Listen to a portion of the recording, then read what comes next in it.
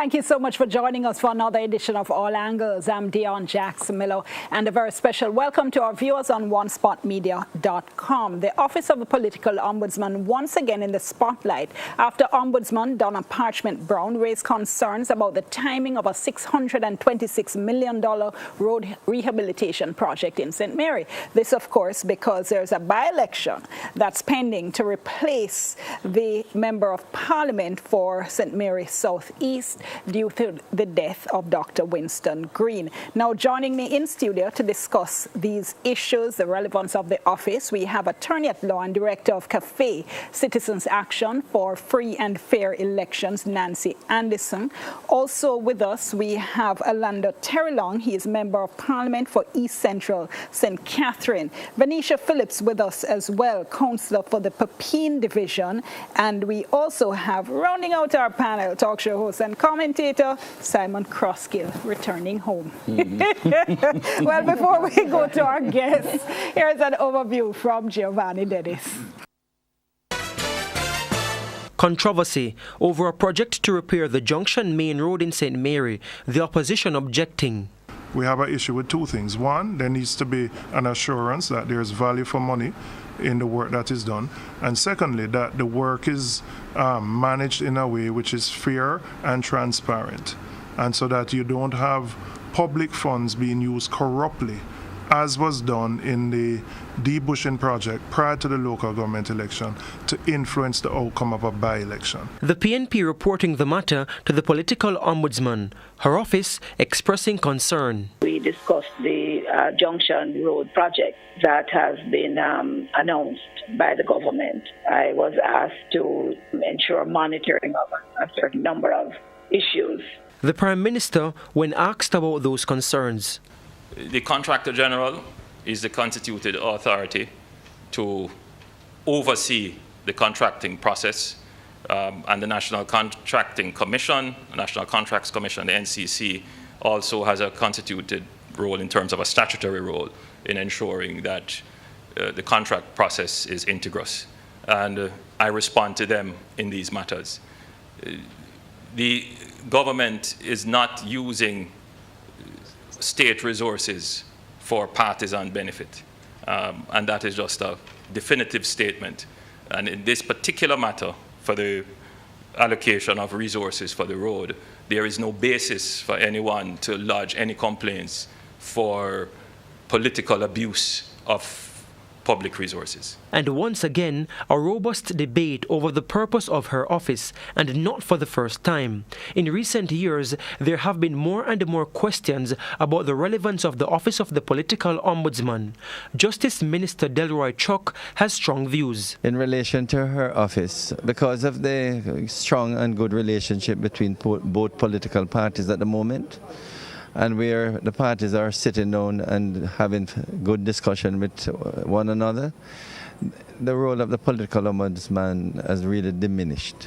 And to be quite frank, it's no longer relevant. But some opposition members disagree. Here's Julian Robinson, for instance. If the Labour Party doesn't believe it is relevant, then it must indicate whether it will abide by the Political Code of Conduct, which has a number of specific clauses. And if it doesn't believe it's relevant, then it must indicate what it wants to replace it. But do I believe there's a need for a body? Absolutely.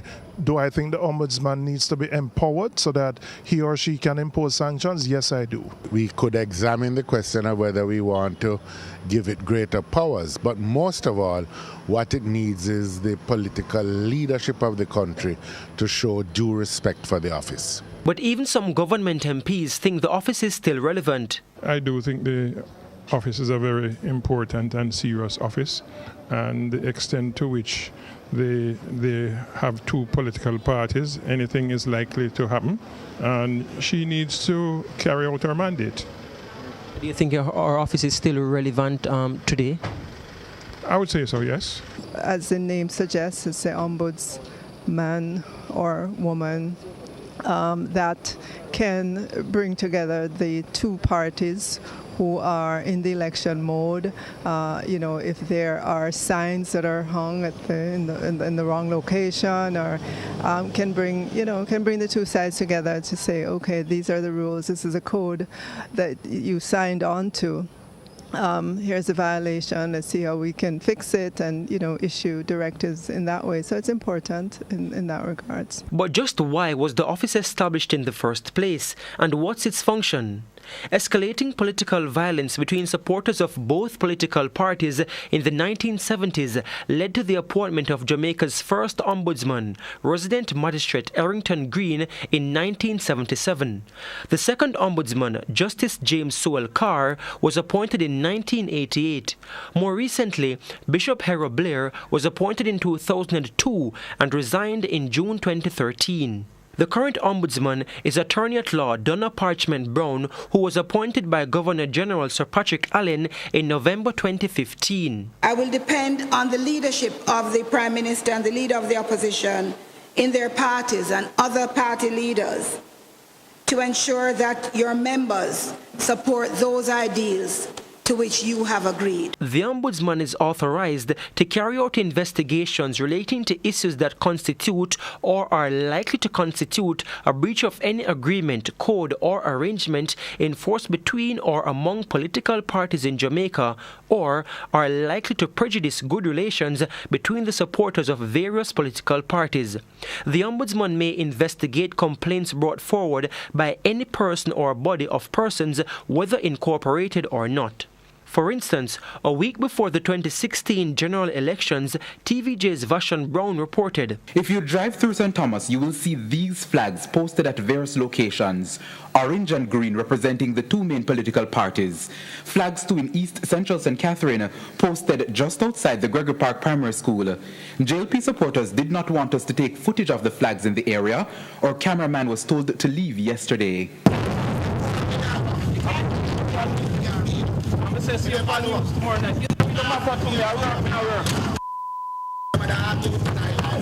The political ombudsman explains the reason behind the decision to take down political flags. Here's what people are saying. I'm upset. I'm driving in my community. I come to the entrance of my community. It's decorated in a color. Pictures, fabric, all kinds of things. We don't want to be branded. We are disgusted. That's what people are saying to me. This is a primary school. It's going to be a polling station. It's decorated outside in colors now. Are we stigmatizing that space so that people of the other color should feel they can't come there on election day?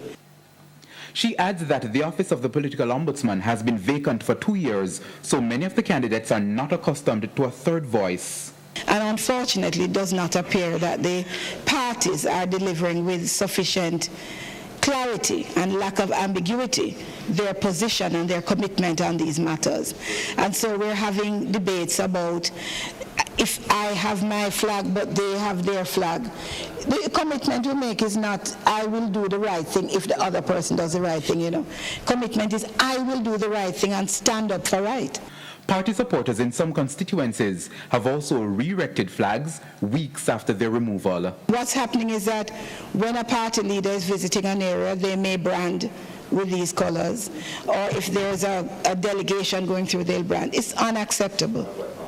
Let your people walk with flags and banners and wave those, but don't let the public in general be feeling as if we are the aliens and the political parties own the country. The Ombudsman is to ensure that political paraphernalia like these, flags, banners, political graffiti, are removed immediately after an election. But many warnings and calls by the Ombudsman for political paraphernalia to be removed have been ignored. In fact, both political leaders in the run-up to the 2016 general election ignored calls by the Ombudsman for a meeting. Many hold this view as a result. Quite frankly, over the years, I've always felt it quite irrelevant, because to the extent where you have flags being put up and the political ombudsman tell the parties to remove them. I know in my constituency, you see orange flags. I take down the green flags, but you see the orange flags at election time all over. So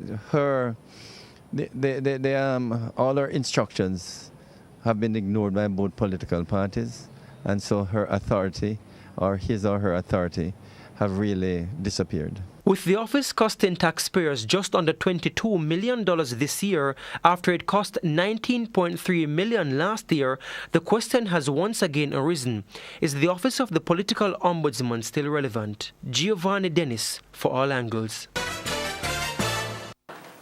Okay, well, let's get to it. You know, I was reading an article in the Gleaner 2 years ago, 2015, by the Gavel, in which it was very critical of the office, also felt that it should be abolished, and spoke of the fact that the the Electoral Commission, why not have it perform some of those functions? And one of the things the Gavel said in that article is that we still have a Political Ombudsman Interim Act, that's the name of the legislation, which the column suggested showed that the office was never intended to be permanent. That's actually not what you see when you look at the Act, because Section 3 says this Act is to continue until provision is made in the Constitution for this office. Simon CROSSKILL, I was watching you throughout the playing of that piece and the various comments and your views. The office still relevant in 2017? I find myself in the rare position of agreeing with the Minister of Justice, DELROY. I don't think it is relevant anymore. And I say that notwithstanding, I see the candidate, the JLP candidate, Norman Dunn, for the St. Mary seat, complaining about his flags being torn down and his posters being ripped off. So notwithstanding the fact that there are still issues between the two parties as it relates to things like that, I don't think that the position is relevant today. I think the two parties can pretty much, I think we've matured enough to sort out those kinds of differences between them. And at $22 million, really? You know how many people could have airlifted out of the Eastern Caribbean for that kind of money? Hold that thought. Let's go to break. We'll come back. Remember, you can tweet along with us. Our hashtag is TVJ All Angles. Stay tuned. We're back in a moment.